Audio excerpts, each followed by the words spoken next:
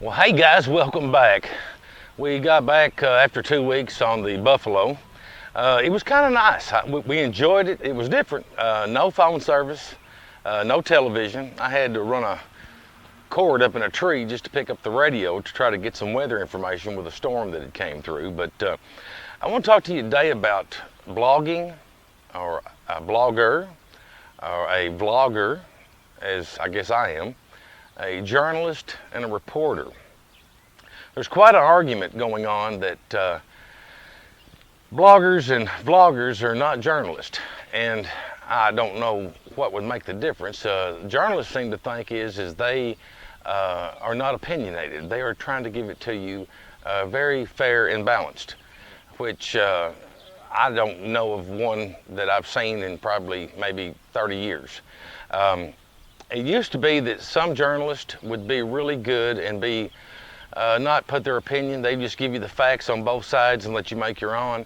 And there may be some journalists out there now, or reporters out there that do that, but chances are they are not part of a news network or a news channel that follows those rules. So it kind of makes, to me, it defeats the reasoning behind them doing it if they're going to be on a network or a channel that definitely has their opinions and it's one-sided. So one reason why I'm bringing this up is I'm going to go over some of the laws on recording, because that's the big thing with me, is recording, and recording conversations with the mic or recording video, and what rights you have as a person being videotaped or recorded, and the rights that I have being a someone that makes videos.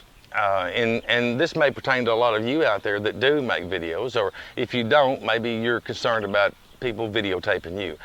I know that police departments around the country are putting up cameras on poles and things of this nature, and people don't like it. They think it's a violation of their privacy, but the law says no, it's not. So really it's all based on where you're at when you're doing the video. If you being recorded feel like that you have an expectation of privacy where you're at, it could be very well that you're breaking the law. Now, I can record a conversation between two people as long as one of the two people in the conversation know it's being recorded. I can record a conversation between someone else and myself as long as I know it's being recorded, and if I'm recording it, and that's with a hidden recorder. That's not with one pulled out. If it's out and it's setting out visible, then the person that's being interviewed, that's kind of complied consent, that they know it's there. Or if I've got a camera on a tripod and I'm videotaping people, they should know it's there. It's when you start doing things like hiding the camera in a small hole in the wall. Now, you can do this.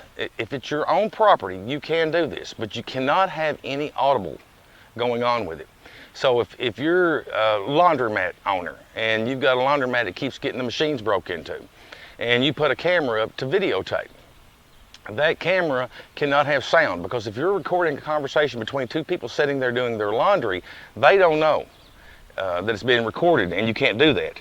But you can videotape with a camera. You can do that, and because they don't have a expectation of privacy. They're in a laundromat. They shouldn't have that. So that's when you start getting into those gray areas. Really, it's not gray, it's black and white, but you need to know where you're at and what you're doing when you're being videotaped. Normally what I do is a rule of thumb is I look at where I'm standing. If I'm standing in a public place, something that is owned by the federal government, the city, or the state, I record all I want. I know some people get upset when I'm doing this because I've had them to approach me about it. But my problem is in the last, I've only been to 6 different parks. 3 were state parks. All 3 of them state parks were in Louisiana. Then I was at 3 federal operated parks, 2 by the Corps of Engineers and 1 by the National Park Service. And what's ironic to me is 1 out of 3. 1 out of the 3 state parks, I was approached by people that didn't like the fact that I was recording. I didn't try to, be rude to them and just make them feel uncomfortable. I was just recording the surroundings. I was standing on property owned by the state, which is okay because it's not a violation if you do that. But then when the police came, one police officer in Louisiana, which was a park police officer, a law enforcement officer, I grant you, carrying a firearm, he told me I had to quit doing it. And apparently he hadn't been trained to know the law, which he should. I don't know why he wouldn't, because this doesn't only pertain to people doing vlogging like me. It also has to do with the fact that he has to use those same skills in arresting someone. He has to be able to be where he's supposed to be to arrest someone, just like I have to be where I'm supposed to be when I'm videotaping someone. And I'll give you some examples of that later on. I'm hoping to do several videos on this because it's going to cover a lot, and I hope you enjoy it.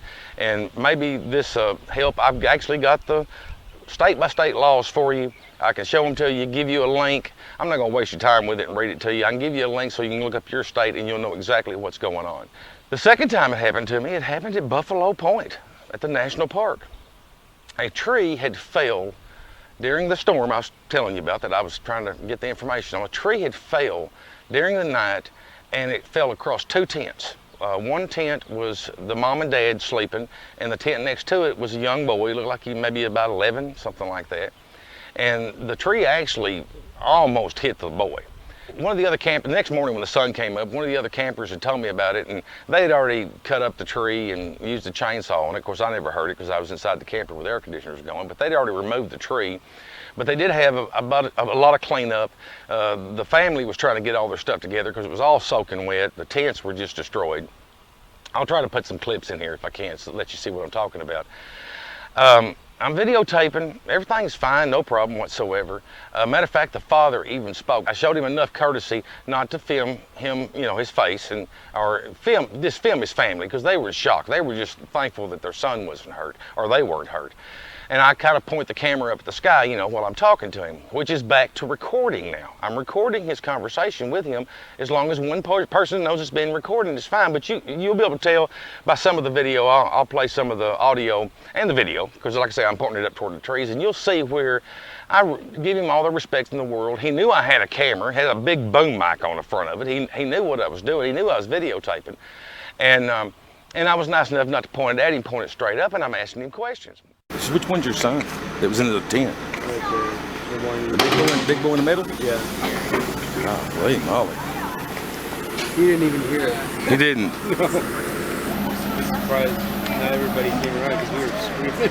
I bet. I didn't hear it. Of course, I was inside that camper with that air conditioner, right, and I couldn't hear nothing, About what time was it? 10:30. Man. And he's wanting to participate in the conversation. It wasn't like I was being rude to him, but the wife, his wife, got upset because I was videotaping their items, and I did. I stood back and I did a pan of the items that were out. I even videotaped the wife and a friend picking up the tents with the bent poles. But that's okay. I'm standing on the road in a national park, and there is 5 gentlemen trying to clear a limb that had been broke off by this tree. 3 of them were maintenance. 2 of them was law enforcement. One of the law enforcement was carrying a firearm. I assumed that 4 of them was maintenance, but then after talking to one of the maintenance guys, he goes, no, the other guy was law enforcement. He seemed to be the one that wanted to be in charge, this tall guy that was in law enforcement. He said, no, he is law enforcement. He is actually a national park ranger with a firearm, but he wasn't wearing it that day because he was just there helping, clean up the debris and stuff. So the ranger hears this lady saying, don't film our stuff, and the ranger comes over to me and tells me I've got to stop filming. And I explained to him real quick. I said, no, I don't. I'm in a public place. This is public property. So then he said, okay, well, you just need to move back because this is a construction area. We don't want to see you get hurt. And I said, oh, no problem, man. So I moved back, But then he also tells me, quit videotaping. You can't do this. And I'm like, yes, I can. He didn't pursue it. I didn't either. He acted like he was really mad at me. All I was really in my mind is I'm going to do a video on how you should be aware of the trees around you when you're camping, because it can happen. They call them widowmakers. In a lot of videos you'll see that. Actually for about 3 days I didn't even want a video. I was getting really upset about how this has happened to me twice. I mean, I could actually file a lawsuit against my civil rights because this is the cool part, is I've got it all on tape. I've got the officers all telling me I can't do this. I'm not that kind of person. I wouldn't do that. I mean, it's kind of like these, what I always call as ambulance chasers that you see. They're always the ones that advertise on the back of the phone book or the little insert that folds out, like, you know, the center of Playboy, and it's got their pictures, and, you know, if you've been injured, call us, you know. So getting back to the fact that the difference between a vlogger, a blogger, or a reporter, or a journalist, the rules are all the same. There's no difference, none whatsoever. We all have the same rules we have to follow. Now, being a journalist or a reporter might give you credentials to get into a meeting that the public's not invited to, but they would allow you to come in so that you could do a story on it. So it does give you some perks, but it doesn't give you any perks when it comes to the law. Now, this is one thing that you'll see in every state, and it's called video voyeurism. All right, hope I'm saying that right, voyeurism. The Arkansas Department of Corrections, I think at this time, has 30 inmates in prison for video voyeurism. And what that is for an example, I don't know what these guys did, but this is an example. It would be like putting a camera in a bathroom, or putting a camera in a place that is really, you know, private. Just things that you shouldn't do, you know, and there's laws against it. You can go to prison, and we all understand that. I mean, that's just downright just stupid, you know, as far as I'm concerned, especially if they're going to do it and put it out on the internet so everybody else can see it and get caught. I mean, that's just pure idiots. If you're being videotaped, even if you're sitting in your camp, now you have rented that space. That is your space. I can't be going on that space for any reason at all, but I can stand in the street and videotape you sitting at your camp. Now, if you go in your tent and I zoom in and try to shoot through the window, that's a different story, because now you believe you have the expectation of privacy. When you're standing outside your tent, you do not have that expectation. Why do people have releases signed so much? Well, it's for this reason. Let's say you're going to shoot a series like Doomsday Preppers, and you want to videotape this family. They're going to ask for releases, because later on when they put a spin on the story and make you look like a blooming idiot, and you want to raise Cain about it and say, hey, I didn't give them the right to do that, they have a document that says you did too. So that's why you want to be careful signing any kind of releases, because usually something's going on there. Now, and not always, but let's say that maybe later on, you know, let's say they shot it and put you out there, and it took them 8 months to get it on the air, and you pass away, and your family says, hey, we don't want our father or mother or the one that passed away to be on any kind of show. Most places will be respectful enough to not do that. They will edit it and make it to where it don't. But if it's a very important part of their story, they will pull out a document and say, look, he signed a release and we're going to do it anyway. If I'm at a beach and there's 500 people or 50 people or 10 people, I'm not going to walk around and ask each one of them, do you care if I videotape you?